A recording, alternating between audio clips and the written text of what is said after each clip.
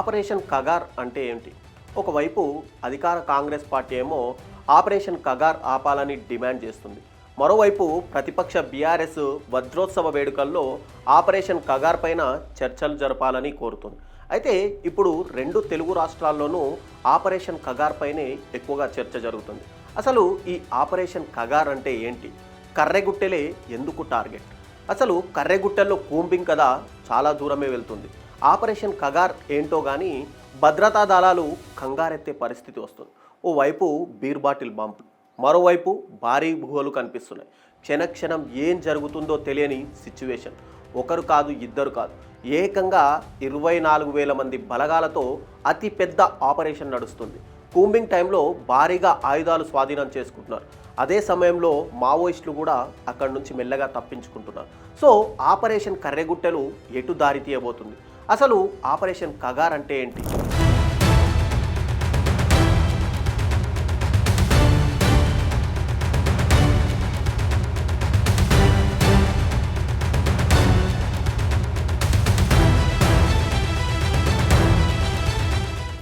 ఆకుపచ్చని అడవులు ఎరుపెక్కుతున్నాయి.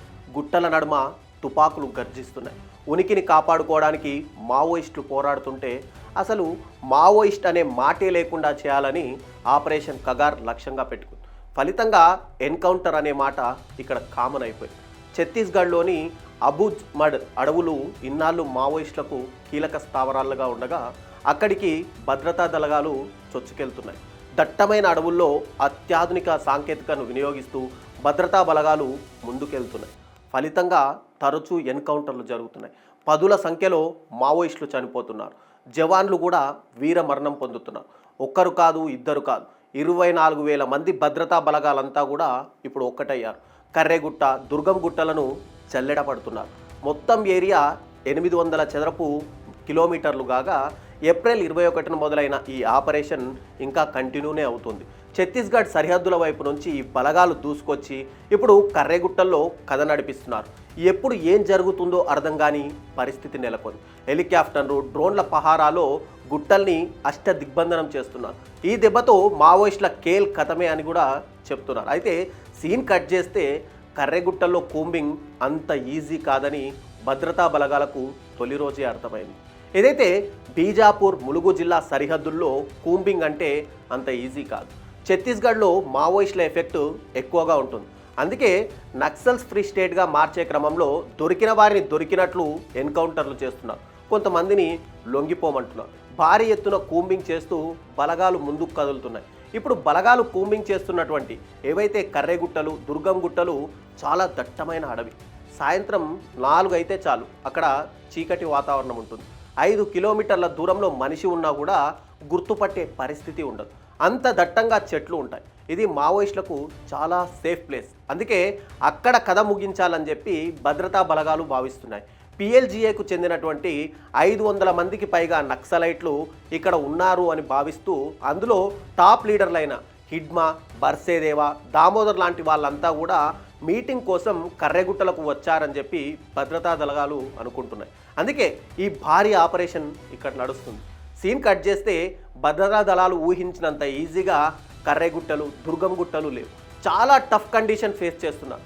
భారీ ఎండలకు సెక్యూరిటీ ఫోర్సెస్ డీహైడ్రేట్కు గురవుతుండగా అస్వస్థతకు గురైన వారిని హెలికాప్టర్లో బీజాపూర్కు తరలిస్తున్నారు. వారి ప్లేస్లో బ్యాకప్ కోసం మళ్ళీ టీంలను పంపిస్తున్నారు. ఏం జరిగినా సరే ఈ గుట్టలను జల్లెడ పట్టాల్సిందే అని చెప్పి ఆదేశాలు కూడా వెళ్ళాయి. ఇక ములుగు జిల్లా వెంకటాపురం బార్డర్ సెంట్రిక్గా ఛత్తీస్గఢ్లోని కొత్తపల్లి మొదలుకొని భీమారంపాడు, కస్తూరిపాడు, చినవుట్లపల్లి, పెదవుట్లపల్లి, పూజారి కాంకేర్, గుంజపర్తి నంబి, ఎలిమిడి, నడిపల్లి, గులుగంలలో ఈ సెర్చ్ ఆపరేషన్ మొత్తం కూడా కొనసాగుతుంది.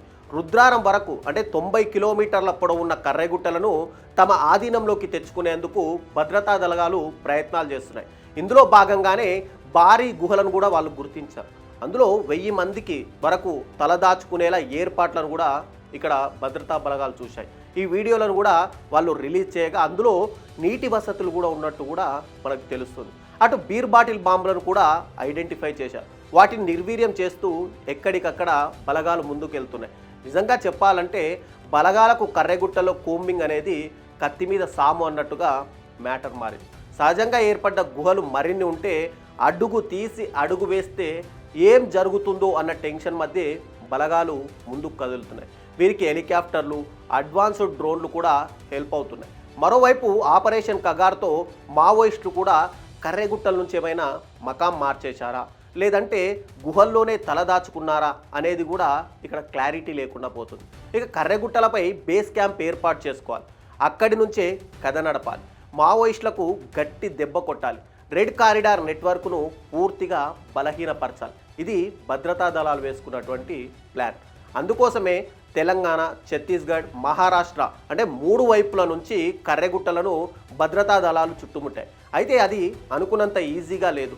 మరోవైపు ఆపరేషన్ కగార్ ఆపాలని, చర్చలు జరపాలనే డిమాండ్లు కూడా పౌర హక్కుల సంఘాల నుంచి పెరుగుతున్నాయి. అయితే ఎవరి మాట వినేదే లేదంటూ కూడా కేంద్రం ఇంకొంచెం స్పీడ్ పెంచుతుంది.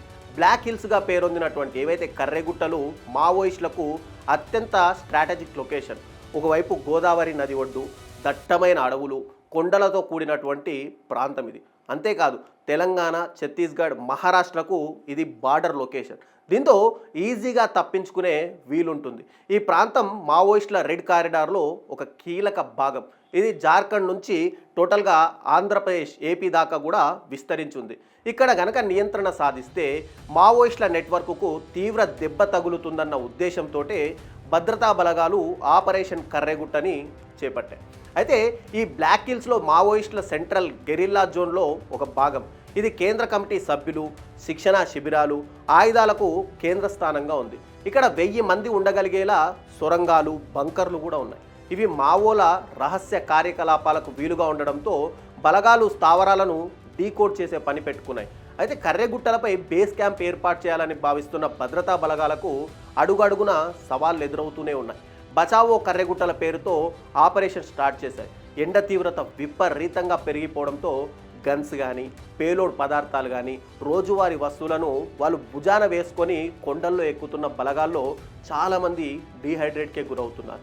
ఇప్పటిదాకా 100 మందికి పైగా జవాన్లు ఎండదెబ్బ బారిన పడ్డారు. అటు మావోయిస్టుల కోసం వెతుకుతున్న జవాన్లకు గుట్టల్లో మరీ గుహలు కనిపిస్తున్నాయి. కర్రెగుట్టల్లో ఇలాంటి గుహలు చాలానే ఉంటాయని చెప్పి అక్కడి స్థానిక ఆదివాసీలు కూడా చెప్తున్నారు. ఇంకా ముందుకు వెళ్ళే కొద్దీ ఇలాంటి బంకర్స్ పెద్ద సంఖ్యలోనే కనిపించే అవకాశం ఉంది. ఇంతకాలం వీటిని షెల్టర్లుగా ఉపయోగించుకున్నటువంటి మావోయిస్టులు బలగాలు వచ్చేసరికి ఖాళీ చేసి వెళ్తున్నారా, వారికి సమాచారం ఎలా వెళ్తోంది అనేది కూడా ఇప్పుడు బలగాలు ఫోకస్ పెట్టాయి. నిజానికి ఇక్కడ చర్చలు జరపాలని మావోయిస్టులు డిమాండ్ చేసిన సందర్భాలు ఏవీ లేవు. మధ్యవర్తులుగా ఉండేటువంటి పౌర హక్కుల నేతలు కానీ, లెఫ్టిస్టులు కానీ కోరుకుంటారు. అయితే బ్లాక్ హిల్స్ను రౌండప్ చేయడంతోనే చర్చల డిమాండ్ తెరపైకి తెచ్చారా అన్నది కూడా ఇక్కడ కీలక పాయింట్గా మారింది. అయితే గెరిల్లా యుద్ధ తంత్రంలో భాగంగా మావోయిస్టులు ప్లాన్ మరోలా ఉందా అన్నది కూడా చర్చనీయాంశంగా మారింది. నిజానికి సెక్యూరిటీ ఫోర్సెస్ అలర్ట్గా ఉండాలన్న సూచనలు కూడా వస్తున్నాయి. కర్రెగుట్టలు మావోయిస్టుల అడ్డా, అక్కడ వేసే ప్రతి అడుగు కూడా జాగ్రత్తగా వేయాలి, టెక్నాలజీతో సమన్వయం చేసుకోవాలి. స్థానికంగా ఇన్ఫార్మర్లు మావోయిస్టులకి అక్కడ సపోర్ట్ చేస్తుంటారు. అందుకే ఈ టార్గెట్ అనేది కూడా అంత ఈజీ కాదు. కర్రెగుట్టల్లో కేంద్ర ప్రభుత్వం నిర్వహిస్తున్నటువంటి ఆపరేషన్ కగార్పై రాష్ట్రంలోని కమ్యూనిస్టులు కానీ, పౌర హక్కుల నేతలు కానీ, విద్యావేత్తల నుంచి కూడా విమర్శలు పెరుగుతున్నాయి. కాల్పులను వెంటనే నిలిపేయాలని, ప్రభుత్వం మావోయిస్టులతో చర్చలు జరపాలని డిమాండ్ చేస్తున్నారు. శాంతి చర్చలకు సిద్ధమని మావోయిస్టులు పదే పదే ప్రతిపాదిస్తున్నా కూడా కూంబింగ్ నిర్వహించడం ఎంతవరకు కరెక్ట్ అని చెప్పి కూడా కూనంనేని వంటి, ఇక హరిగోపాల్ వంటి వాళ్ళు విమర్శిస్తున్నారు. ఇక మావోయిస్టులతో చర్చలు జరపకపోవడం వెనుక కార్పొరేట్ శక్తులు, బహుళజాతి కంపెనీలు ఉన్నాయన్న వాదన కూడా తెరపైకి వస్తుంది. ఒకవేళ బలగాలు చేపట్టినటువంటి భారీ కూంబింగ్ ఆపరేషన్ సక్సెస్ అయితే కనుక అతిపెద్ద సర్చ్ ఆపరేషన్గా మిలిగిపోవడం ఇక్కడ ఖాయంగా కనిపిస్తుంది మనకి.